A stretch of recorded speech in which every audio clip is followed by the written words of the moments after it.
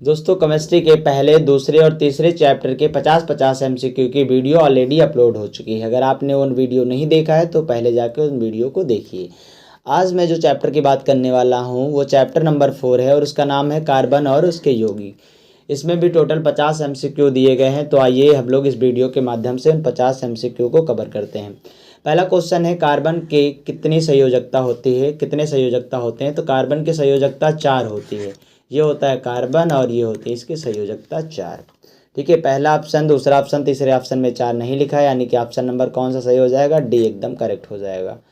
आइए दूसरा क्वेश्चन क्या है, कार्बन किस प्रकार के यौगिक बनाता है। कार्बन बनाता है सहसंयोजी यौगिक बनाता है। आइए क्वेश्चन नंबर 3 क्या है, क्वेश्चन नंबर 3 है, कार्बन के यौगिक सामान्यतः होते हैं विद्युत के कुचालक होते हैं। सामान्यतः विद्युत के कुचालक होते हैं, लेकिन जो पेंसिल की नोक होती है, जो नटराज पेंसिल आती है, उसके बीचों बीच में क्या होती है, रॉड पड़ी होती है जो ग्रेफाइट की होती है, वो विद्युत का सुचालक होती है। ठीक है, ये बात आप ध्यान रखिएगा, उसमें करंट थोड़ा थोड़ा प्रवाहित होता है।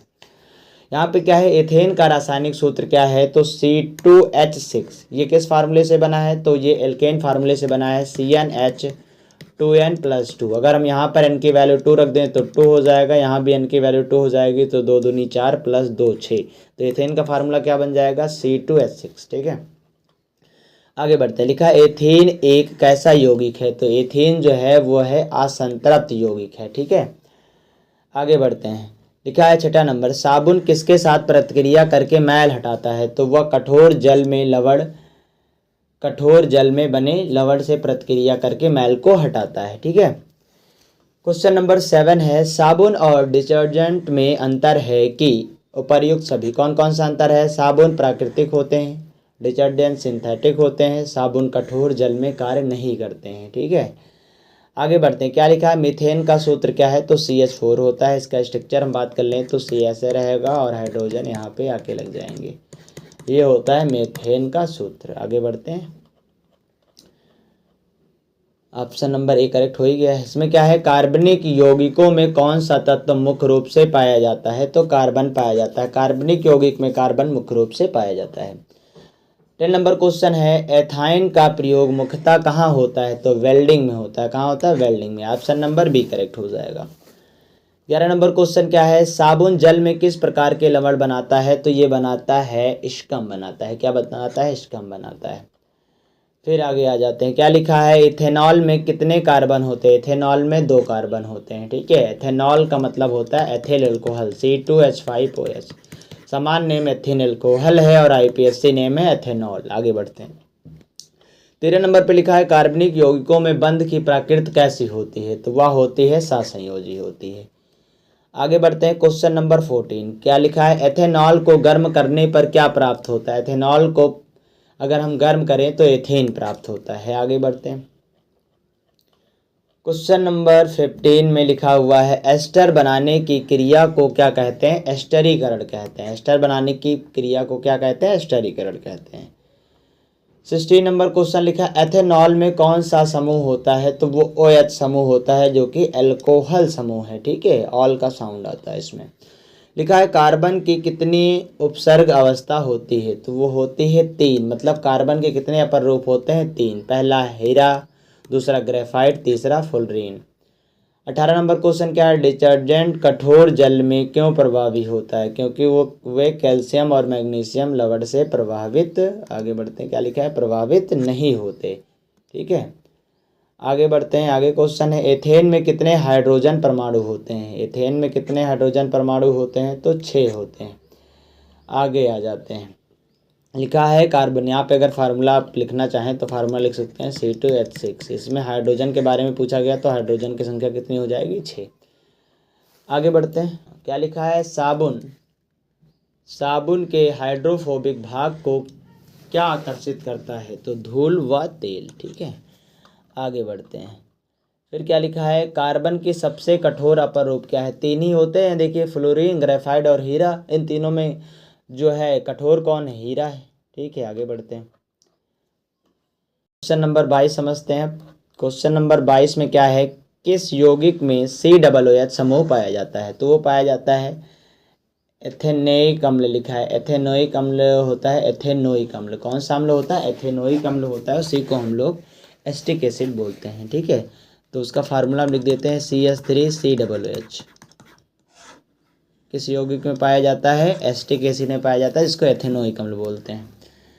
यहाँ लिखा है ये एथेनोइक लिख दे रहा है गलती से, यहाँ पे लिख गया है, तो इसको बोलते हैं एथेनोइक अम्ल का सामान्य नाम क्या है? तो वह एसिटिक एसिड यानी कि एसिटिक अम्ल। क्वेश्चन नंबर 14 में लिखा है एस्टर का प्रयोग कहाँ किया जाता है? तो एस्टर का प्रयोग किया जाता है परफ्यूम और स्वाद में। आगे आइए 25 नंबर क्वेश्चन में लिखा है कार्बन के किस अपरूप का उपयोग पेंसिल में किया जाता है? तो ग्रेफाइट का किया जाता है। नेक्स्ट क्या लिखा है? हाइड्रोजनीकरण में क्या जोड़ा जाता है? तो हाइड्रोजनीकरण में हाइड्रोजन जोड़ा जाता है।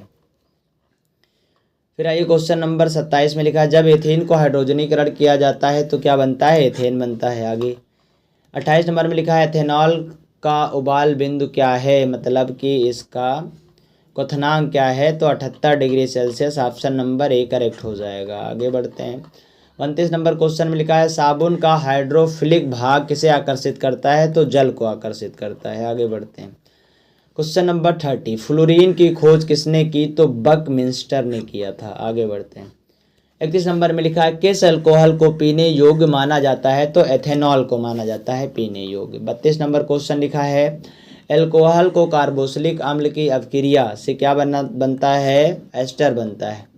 लिखा है कार्बन कितने प्रकार के संयोजन बना सकता है? तो अनेक प्रकार के संयोजन बना सकता है। मतलब कि कितने प्रकार के यौगिक बना सकता है? तो अनेक प्रकार का यौगिक बना सकता है कार्बन। आगे बढ़ते हैं, आगे है 34 नंबर क्वेश्चन एथेनॉल में कितने हाइड्रोजन परमाणु होते हैं? तो 6 होते हैं एथेनॉल में। आगे बढ़ते हैं, एथेनॉल पूछा है तो एथेनॉल में देखिए कार्बन परमाणु की बात करें, यहाँ पर देखिए C2H5OH होता है। तो यहाँ पर 5 हाइड्रोजन ये दिख गया, 1 हाइड्रोजन यहाँ पे दिख गया, तो टोटल कितने हाइड्रोजन हो गए? 6 हो गए। आगे बढ़ते हैं क्वेश्चन नंबर 35 पे क्या लिखा है? COOH समूह को क्या कहते हैं? तो कार्बोक्सिलिक कहते हैं। ठीक है, आगे बढ़ते हैं। लिखा है कौन सा यौगिक अल्कोहल है? तो ये अल्कोहल है। आपको जिसमें OH दिख जाए वो क्या होगा? अल्कोहल होगा। तो इसको हम बोलेंगे मेथिल अल्कोहल। एक कार्बन है और ये ऑल का साउंड यहाँ पे आएगा, अल्कोहल से तो हो जाएगा मेथिल अल्कोहल, जिसको हम मेथेनॉल बोलेंगे IPSC नाम में।